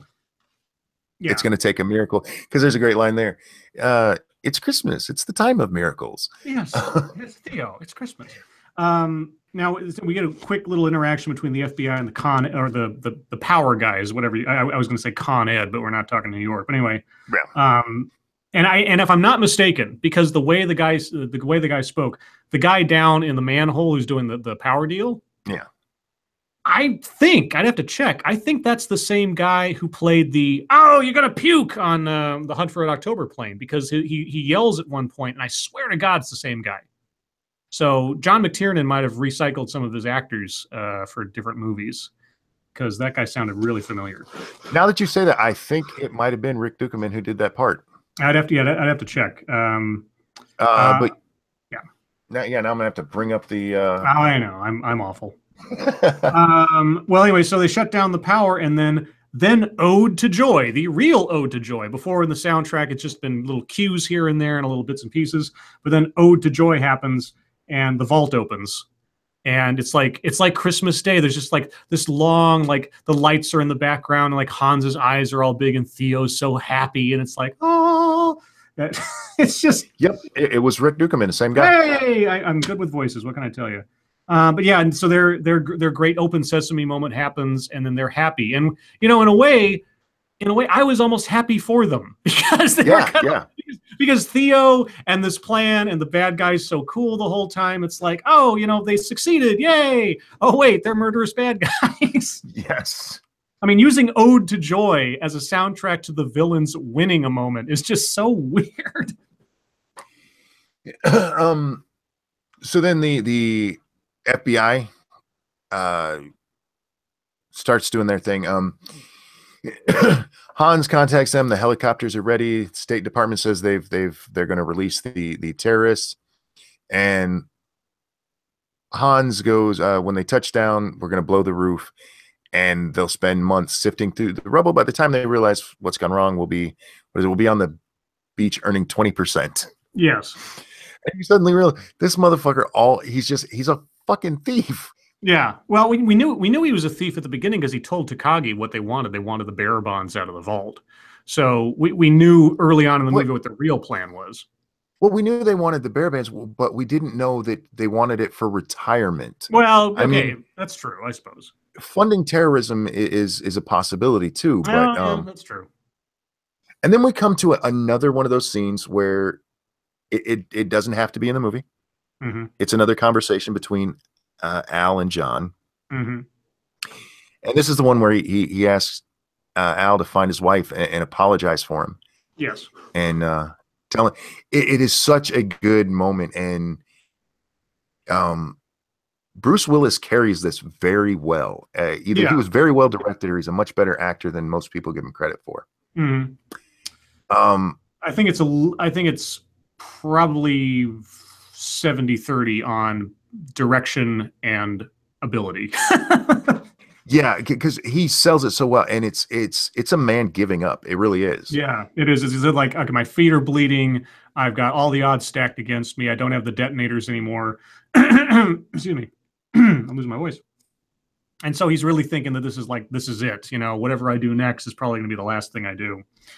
Then we get a little brief aside again to remind us about not only the press, but the threat to John as far as like having nothing to lose, because the press shows up at his house and he threatens the I'm going to say Latina nanny. We don't know where she's from per se, but let's say Mexican nanny, that he will call the INS if she doesn't let them in to interview the children on air. Yeah. If you guys are watching this in modern day, that's now ICE. Yes, Immigration and Naturalization Service is what ICE used to be. Yeah. Yeah. So he threatens. He says that this is the last time they could ever talk to their parents. I'm like, oh God, you motherfucker, you. Yeah, and this is the first time I hated that character. Mm-hmm. Before he was just kind of weaselly and very out to get the story, and this is like, you were a scumbag. Yeah, which also explains what happens to him at the very end of the movie. Yes. That's when John thinks to himself, why was Hans on the roof? Why was Hans on the roof? That's when he goes back and he finds that the entire roof is just, he used one brick of that C4 stuff on the elevator shaft. The roof has like a tile floor of C4 bricks. Yeah. Just laid out, ready to go. And so he's like, oh shit, they're going to blow the roof. Well, and real quick, that's part that's always, that is something that's bothered me. He thought the terrorists came armed with just one brick. Yeah, that too. The other thing too is like, okay, well, while you're up there, why don't you pull some wires and just like not have it happen? But anyway, he's trying to call the cops and get on the radio and let them know that it's a double cross and that the roof's going to blow. But that's when Carl shows up, and we have the knockdown drag out with Carl. And he just breaks the CB. Yeah, he just smashes it. You see just how powerful he is. Yeah. Yeah. And as they're so they start fighting, knockdown, drag out. that's when we cut back to the party room, and the news report comes up of the kids talking about mommy and daddy, and they mention mom's name, I believe it was, and then Han's like, "Oh shit!" He turns around, he looks at the photo, No. he turns it up. No, they actually show the photo on the news report. oh, did they? Okay, all right, okay, And so that gives it away. Looks at it. Verifies that, yep, okay, that's his wife. So then Holly's discovered. Then we get the helicopter action. We get real helicopter action. We get 2 helicopters flying down a street in between buildings. Yeah. And as I watched that, I was like, that's they really did that. I mean, unless that is just the greatest model work I have seen, they really flew 2 helicopters down a street and filmed it. And you can't even imagine the logistics of having to do something like that. Whereas today it would just be, CGI or something, and it would probably look fake, even though it was done in CGI and done digitally well and everything. But this is real. It's real. There's something about the visceral nature of knowing that an effect is really in real life that makes it so much better. And just seeing those helicopters come down the street was really cool. Yeah, and one of the things that made this movie work and hold up so well is that they did use practical effects. It's just yes. Yeah, you can't CGI doesn't age well. Practical effects always look like reality. Yeah. Then we cut back to the guys? We cut back to the fight, and that's when Carl gets hung by a chain. Yes. And somehow, well, it's not a permanent hanging, which doesn't make any sense to me whatsoever. But of course, it's a movie. Well, he's Carl. He's Carl. Carl's, yeah. He's the only cartoon villain in this movie.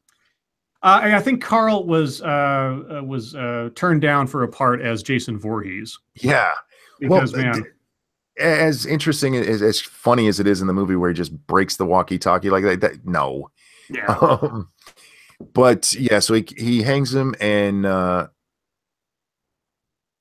the people already up on the roof at this point? Well, they start moving up to the roof, and that's when we cut to Johnson and Johnson in the helicopter, and the older Johnson starts talking about, it's just like back in Saigon. And the younger Johnson's like, I was in high school, dude. No, not dude, dickhead. Dickhead, yeah, right. It's like, and so it's like, oh shit, so we got some gun happy, and he's got a sniper rifle. And so, yeah, all the people are being moved up to the roof except for Holly. John makes it up there, and he's like, no, you got to get off the roof. There's bombs and everything, and they're not moving fast enough. So he starts shooting the gun in the air to try to scare them down the stairs. And of course, the guys in the helicopter, legitimately, they see a guy on the roof firing guns at the people. They think he's a terrorist. So the FBI guys aren't wrong in their assumptions. So they start getting ready to shoot John and blow him away. And then so John knows he has to get off the roof. All the people are off the roof. They start firing at John. John runs down, and in one of the best sort of improvised escape devices ever, he finds a fire hose. He wraps it around his waist, rolls it out, and then jumps off the building just as it goes kaboom. Yeah, that is such and it's an iconic scene. It really is. Yeah, that jump and that explosion behind him. And as far as I can tell, that's really Bruce Willis making that jump. I don't think the explosion was really behind him, obviously. That's probably composited. But he jumps off the roof. The explosion takes out not only the roof, but also the helicopter and with the FBI guys. And then he falls down the side of the roof. And, he in real life, he would have slammed into that thing and broken every bone in his body, but whatever. So then he uses his gun to blow a hole in the window and then smashes through. And just as he smashes through the window, the roller that the fire hose was connected to disconnects from the exploding roof and falls down the building and threatens to pull John with it. And you have this moment where it's like, oh shit, you went through all this shit, now he's going to get done in by the only thing. And of course, he just at the last second, he gets the fire hose off his waist and he's saved himself from being pulled down. It's just, you never get a chance to take a breath because it's just like, oh shit, it happened again. Something else is going to go wrong. It's another one of the great things Bruce Willis does in this, because when he lands after he breaks through the window, he gets this look of relief on his face for half a second. And then he gets pulled, and he's like, "What now?" And then on the ground, the deputy chief guy says, "Well, I guess we're gonna need some more FBI guys, I guess." Yes. It's like, what the fuck? It's just like, Jesus Christ. Okay, and then as far as I can tell, we have the The only one of the bad guys who ends up living through this, Theo, goes down to the garage to complete the final part of the plan, the thing that's going to get them out of there, according to the original plan, without being caught. And that is, they had a ambulance done up in the back of their truck, ready to go as an escape vehicle. So they were going to get out in the confusion of the explosion and all the emergency services and in an ambulance, and they were going to get off scot-free. But Argyle becomes a superhero and smashes his limousine into the side of the ambulance just as Theo is about to pull out, and then walks up and socks Theo out, knocks him out. And it was great too, because it's another one where he's not a superhuman, because he starts shaking his hand. He's obviously just hurt his hand when he did it. Yeah. And as far as I know, Theo is the only one that lives, which actually makes me kind of happy, because Theo's probably my favorite terrorist. Yes. Out of all of them, just because he's so excited to be doing what he's doing. It's great. But wouldn't it be great to see him in Die Hard 6 as the main villain, trying to get? Yeah. Theo escapes from a federal penitentiary and then like gets revenge or something. That'd be great. Yeah. I wonder if that guy's still around. Excuse me. Now we get into the climax, the final stage of the film. We see John. He has heard. He knows where Holly is. Somebody on the roof said that Hans had taken her down. So he's down where this is going on, and he hears them, and he checks his bullets. He's got 2 bullets left, and there's 2 terrorists, and John has an empty machine gun, and he walks up onto him, and does he yell Hans? I can't remember. No, he says something to get their attention. Yeah, and Hans has has a gun on Holly. Tells him to drop his weapon, which he does. He puts his hands up behind his head. And yep. And as he's standing there, he just starts laughing. Well, no, it's Hans says, "What was it you said?" Yippee-ki-yay, motherfucker. Yippee-ki-yay. And then John just starts laughing his ass off, and it's just so insane that Hans starts laughing and Huey Lewis starts laughing. Yeah, and then John, and then we cut over to behind John, because we had seen real quick that before he walked in there that he was eyeing this cart that had all this Christmas stuff on it, including this Christmas style tape. And John's shirtless at this point because he used his shirt to tie up the wound on his foot.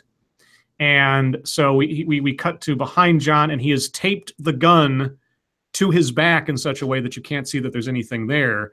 And as they're all laughing, he says something. He calls out Holly's name, reaches back, pulls out the gun, shoots Huey Lewis, or shoots Hans, then shoots Huey Lewis in the forehead. And then Hans is starting to fall out of the window. And John rushes over to grab Holly to save her from falling. And we have another throwback. Yes, because Hans is holding on for dear life with the only thing he's got any leverage on is the watch on Holly's hand. The Rolex. The Rolex from the company, the Rolex that I assume Ellis had a hand in giving to her because he was trying to impress her or something else, or at least show up John. And so they fight to get the watch loose. Finally, the watch comes loose, and one of the greatest death scenes of all time in film history takes place as the look of sheer terror on Alan Rickman's face, or Hans Gruber's face, as he starts to fall slow motion down into oblivion. And if I remember correctly, the behind the scenes on this was Alan Rickman really was fucking scared, because they kind of just let him go, I think, without warning. And they got that look on his face like, oh, shit. And it's so good. It's so powerful. It's really neat. And then we see it switches to an outside shot of a body falling, and Deputy Chief Dwayne says, God, I hope that's not a hostage. Yeah, the competence of the police at that point. And you see it go all the way down. They follow the body all the way down. You hear a thump as it hits the bottom. Yes. And then we have the aftermath, which actually takes a while. Yeah, it's sort of like a mini Return of the King, where we have like 2 different endings.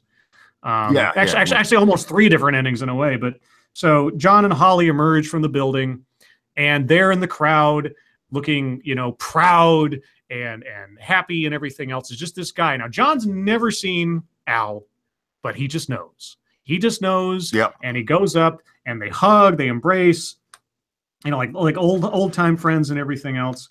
And as they're saying their hellos and everything else, from behind, out of a body bag, somehow also still having his Sig Sauer rifle, Yes. rises Carl from the dead and takes aim at John.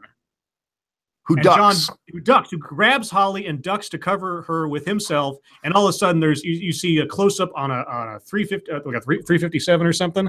Probably and a 38. 38, and it just goes boom, boom, boom, and there's like 3 or 4 shots straight into Carl's chest. And he's oh, and then the camera pulls back up and goes into focus, and it's Al behind the gun, shooting for the first time since he accidentally killed a 13-year-old. He got over his fear. He conquered his reflexes of complacency, and he saves the day. Yeah, and it probably inspired by what John did and all they've been through. Yeah, he kills for this motherfucker. Yeah, it's great.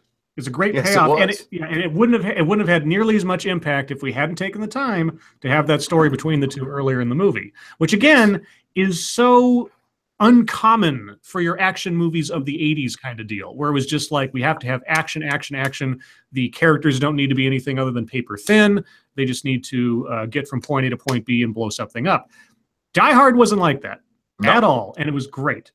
So then the two of them are trying to get away, and then William Atherton shows up, the reporter guy, and he's like, whoa, he starts putting a microphone in their face, and Holly socks him because it was his fault that this last little bit of drama happened at all in the first place. Yes, it was.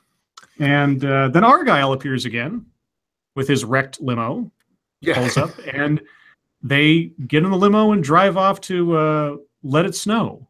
Yes. as the bearer bonds are all falling down around them throughout the entire sequence. Yeah, and oh God, this is just such a great movie. I'm sure if I went nitpicky on this, I could pick a whole bunch of problems. I only have 2 or 3 real problems with this movie, and I mentioned them as we were going, but it is such a good movie. And you're right about the length. 2-hour plus movie, and it doesn't feel like it. It really doesn't.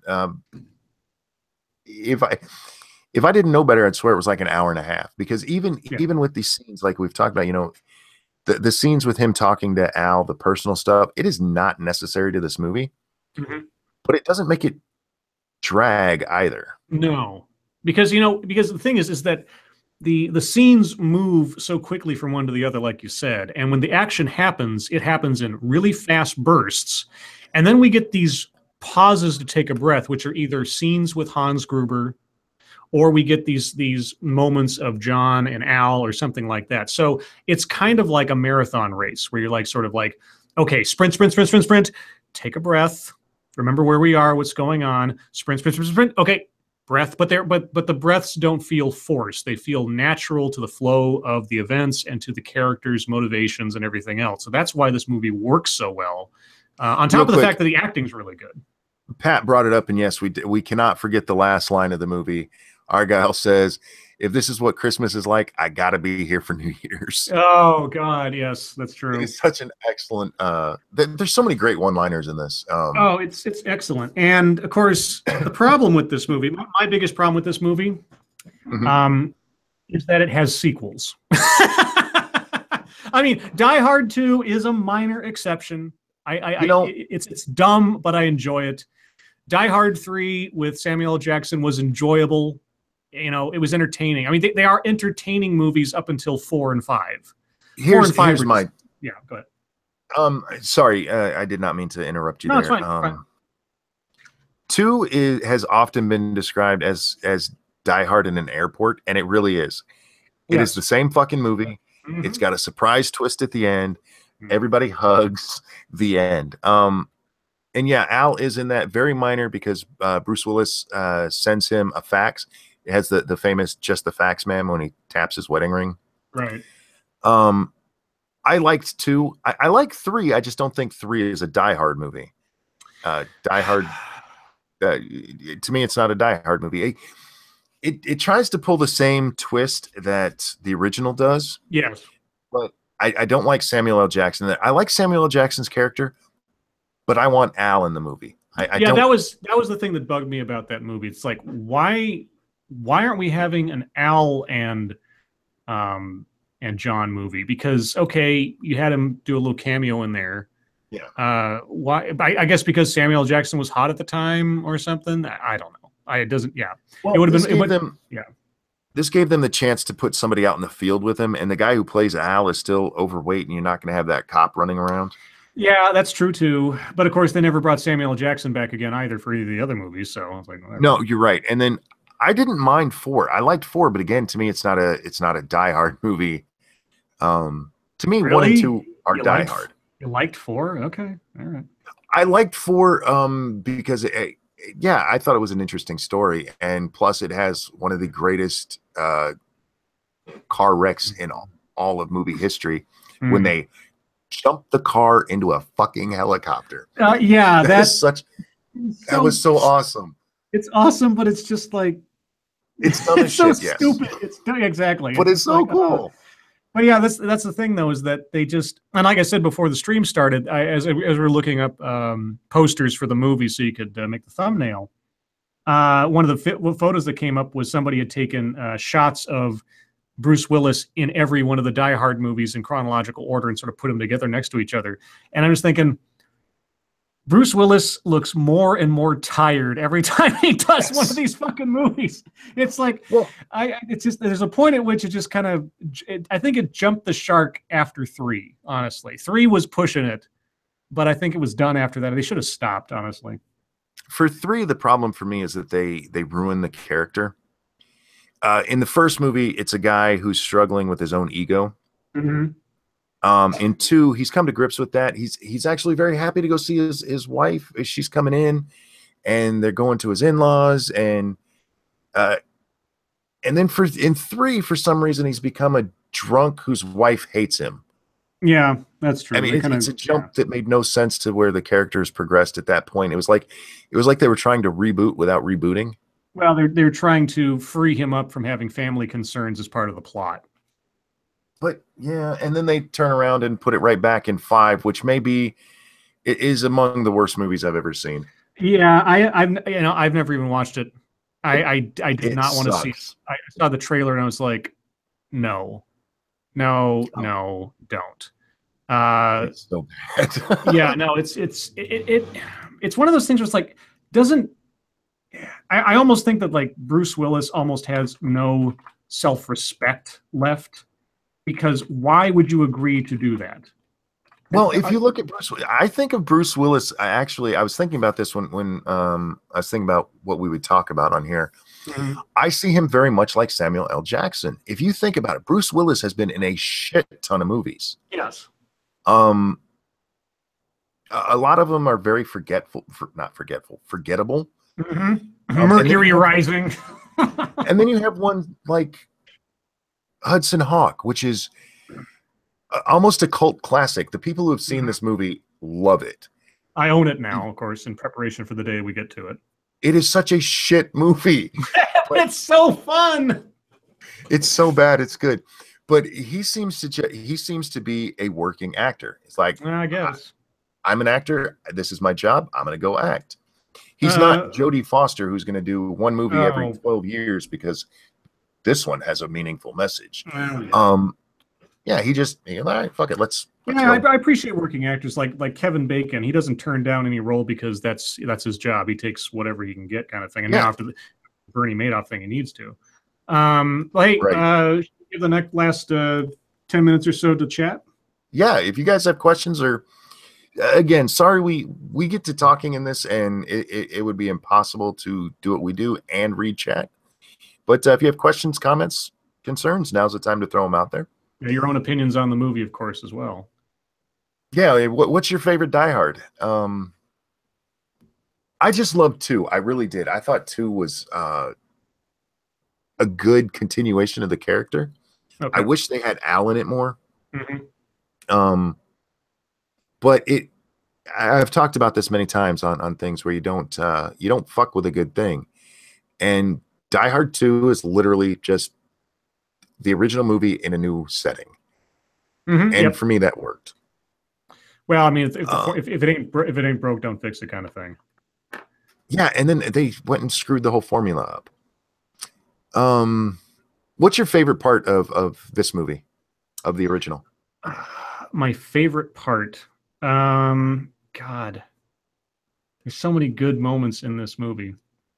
Oh yeah, before you answer that, I'm sorry. We forgot to mention that when Argyle shows up, he has to crash through the gates, and Al almost shoots him. Yes, that's true. Yeah, and John has to reach out and put his hand on the gun. It's like, no, no, no, he's with me. He's with me. And like Al is ready to go. He is ready to throw down with just about anybody at that point. It's great. God, my favorite part.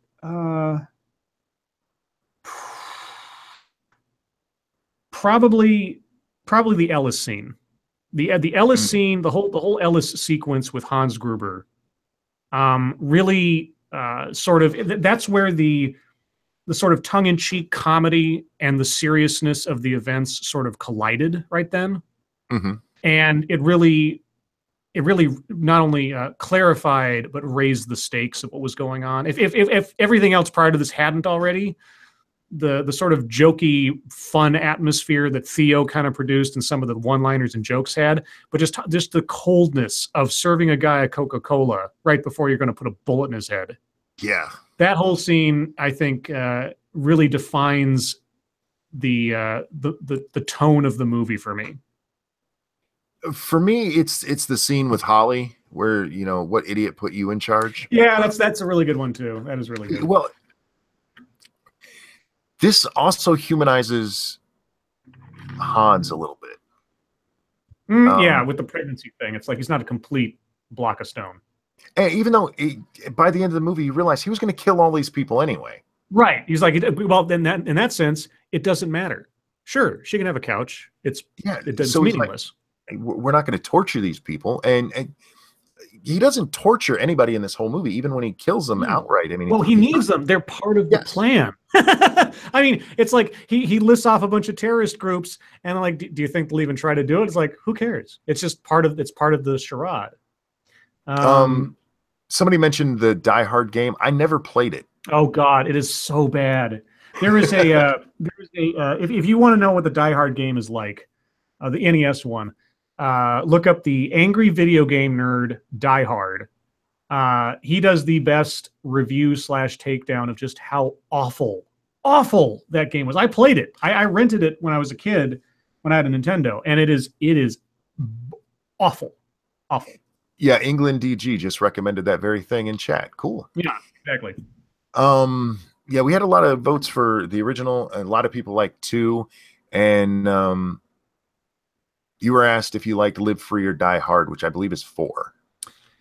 I didn't. I mean, maybe I'm just sort of like jaded at this point, but I mean, I watched it kind of hoping that maybe it would be something like the originals, because I did enjoy Die Hard with a Vengeance. I mean, the camaraderie between John and Samuel L. Jackson's character was entertaining. It wasn't Die Hard the first, and it wasn't Die Hard the second, but it was enjoyable.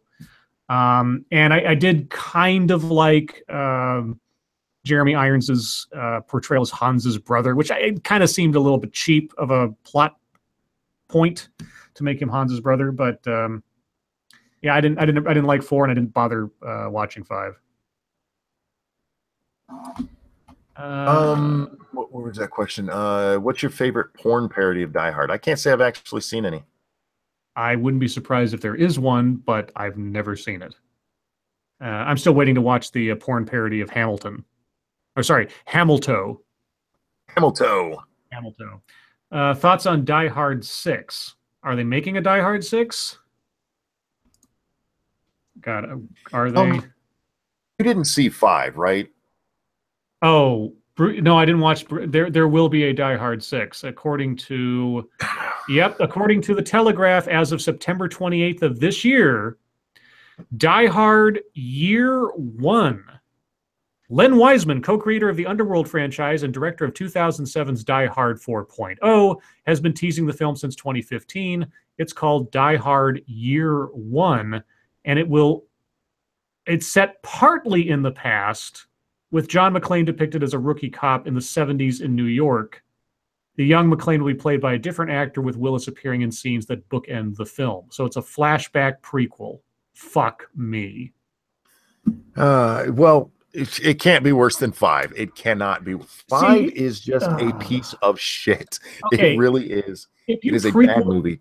You prequel John McClane going through something like what happened in Die Hard 1 before Die Hard 1. It ruins it, because he's supposed to be the everyman who's caught up in something he's never been a part of before. Yeah, at the time we meet John McClane in Die Hard, he's just a New York cop. Yeah. I mean, he deals with scumbags and everything else, and I know he's a detective. I believe he's a detective. Yeah. But outside of that, he's just dealt with like city crime and stuff like that. He hasn't been part of any like, gigantic building-wide terrorist plots you see throughout the course of the movie. He's not prepared for this. He doesn't know what he's doing half the time. I mean, he lucks out in a lot of places, and he gets his ass kicked in a lot of places too. That's part of what makes him such a great character. There's not a single fight in this movie he wins on his own. Mm-hmm. Even when he hangs Carl, it's by accident. Right. He just gets lucky. Well, it's not by accident. He does purposefully wrap it around his neck, but it happened to be in the perfect spot. Right. It's not like he planned it out and got him over there. Next live stream says Die Hard begins. Yeah, pretty much. Oh, the next 6 minutes. Sorry, this next 6 minutes on his other channel. Yeah, they need to make Live Hard. Oh God. And starring Liv Tyler. Yeah, there you go. Because why not? And have Bruce Willis as McClane. Oh no, Liv Tyler is the daughter now grown up. Because we don't know what happened. Do we know what happened to the daughter? Did they ever talk about her in Die Hard 5? I mean, we know what happened to the son. He became whatever the fuck he was. I don't remember if they mentioned her in 5. 5 was forgettable as fuck, dude. Yeah. The only thing I remember about Die Hard 5 is from the trailer when the girl like unzips her leather biker outfit. Oh yeah. That's the only thing I remember, because I'm just a hornball like that. But that's it. The Die Hard Rises, Live or Die Hard. Let's see. Daughter is in 4, or the daughter does show up in 4. Okay. Oh yeah, she's in 4. I just don't think they mention her again in 5. Okay. Die Hard, the high school years. Yeah. Actually, Die Hard, the high school years. Speaking of movies like Die Hard, you want to watch Toy Soldiers. Toy Soldiers with Will Wheaton. Is good. Toy Soldiers is great. I mean, it's almost like teen Die Hard in a lot of ways. They don't flesh out the bad guy nearly as much as Die Hard does, but the characters themselves, the heroes of the story, it's actually really good. If you can find a copy of Toy Soldiers, it's from like 1989 or something. I don't even know, but find that. It's actually really good. Freedom Fighter says, Renting Monkey, remember the sister calls Bruce in 5? 5 is so forgettable. No, I don't. Yeah. And on that, guys, we're going to go ahead and wrap this up here. What are we doing next time? Are we doing Gremlins? Yeah, so next time, granted schedule holds and everything, will be over on my channel doing the other greatest Christmas movie that's not considered such by most people, and that'll be Gremlins. I love Gremlins. Yeah, we're going to watch Gremlins, and we won't, of course, avoid talking about Gremlins 2, or the idea that they're getting ready to reboot it or do a sequel or something. That's the rumor that's been around for years. And then if things work out, the next one after that will be Lethal Weapon on Monkey's channel, which is also a Christmas movie. So next week, your channel, same movie time, which is 3 p.m. Eastern, noon Pacific. Anything you want to say before we head out? Nope. Just everybody, hope you're all well. Hope you're all warm. And if we don't talk to you again before the end of the month, have a good holiday. Stay safe, guys. See you next time. Bye.